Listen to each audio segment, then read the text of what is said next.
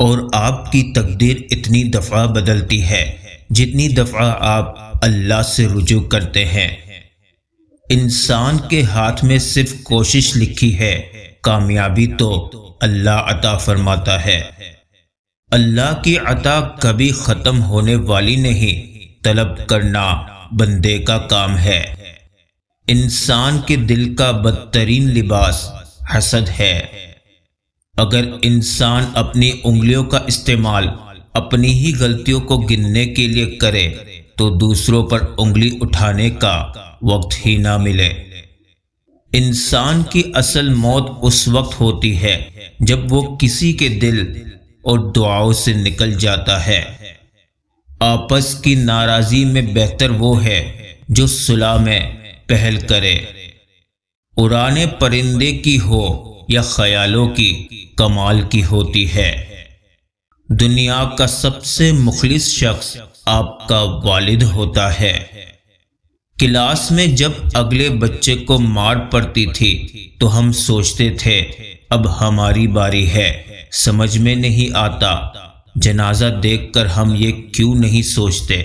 بے شک بہترین زندگی جینے کے لیے اس حقیقت کو تسلیم کرنا پڑتا ہے کہ سب کو سب کچھ نہیں مل سکتا، اس لیے صبر کا دامن مت چھوڑے اور اللہ پر یقین رکھے۔ اگر وہ اچھا نہیں کر رہا تو برا بھی نہیں ہونے دے گا۔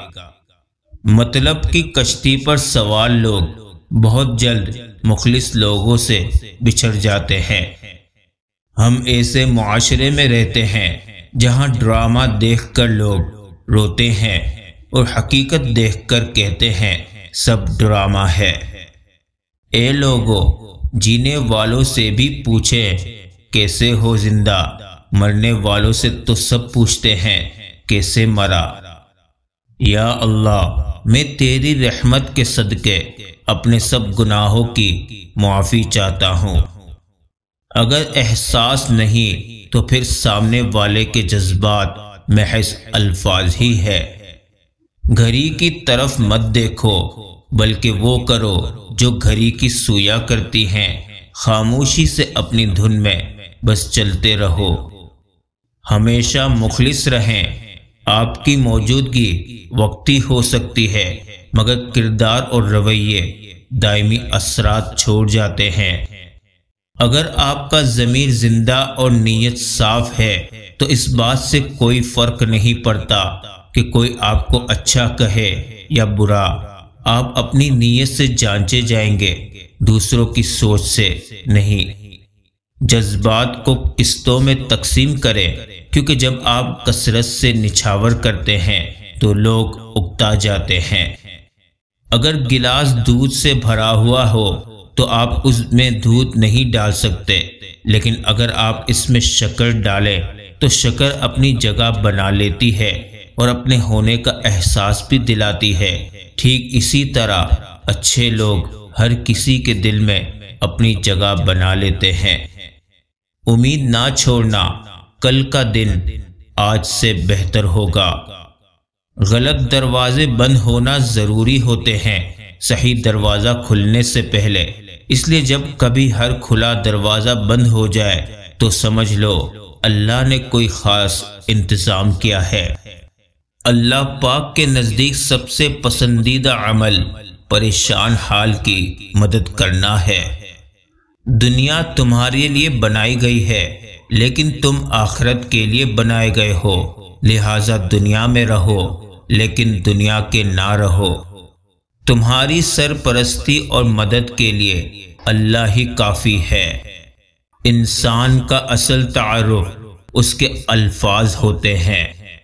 دل بڑا ہونا چاہیے، دینے والی ذات تو اللہ کی ہے۔ بے شک اپنا کردار اتنا مضبوط اور اپنا ظرف اتنا وسیع کر لو کہ لوگ خود تم سے تعلق رکھنے میں فخر محسوس کرے۔ جو چیزیں رواج میں آ جائے ان کا غلط ہونا ذہنوں سے نکل جاتا ہے۔ دنیا اتنی بری بھی نہیں ہے اگر اسے آخرت کمانے کے لیے خرچ کر لیا جائے۔ یہ دنیا گناہ کے متلاشی کو گناہ دیتی ہے اور فضل کے متلاشی کو فضل دیتی ہے۔ اس دنیا کے اندر اس سے بڑا انصاف اور کیا ہو سکتا ہے؟ آپ اپنی صفت پہ راضی رہیں۔ چڑیا کبوتر نہیں بن سکتی، کبوتر کوا نہیں بن سکتا، سب کا اپنا اپنا نصیب ہے، تو تم جو ہو تم وہی بنے رہو گے۔ دل اسی سے لگاؤ جس نے دل بنایا ہے۔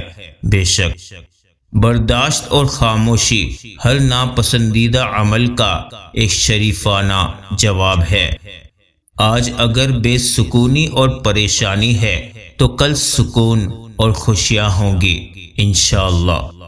وہ کن کہے گا، تم گرتے گرتے سنبھل جاؤ گے۔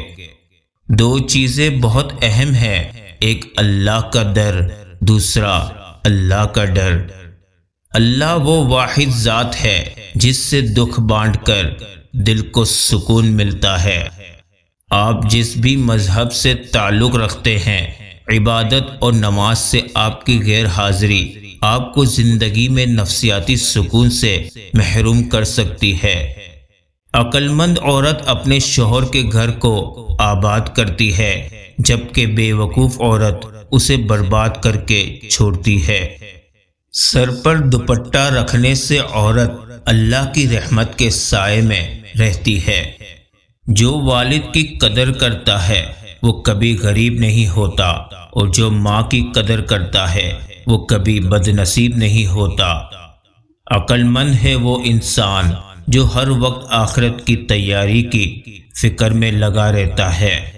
جب آپ اپنی پریشانیوں کو عبادت میں بدل دیتے ہیں تو خدا آپ کے مسائل کو نعمتوں میں بدل دیتا ہے۔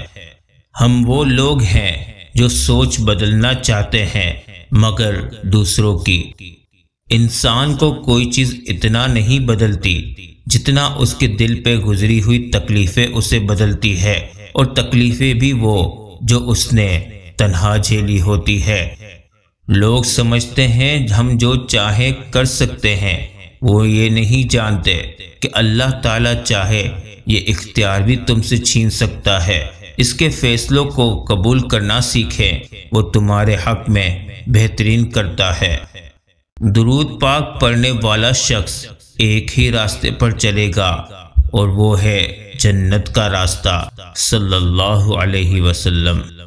زبان کا کہا دنیا سنتی ہے، اور دل کا کہا اللہ سنتا ہے۔ یہ سب میرے رب کی حکمتیں ہیں، کسی کو دے کر آزماتا ہے اور کسی سے لے کر آزماتا ہے۔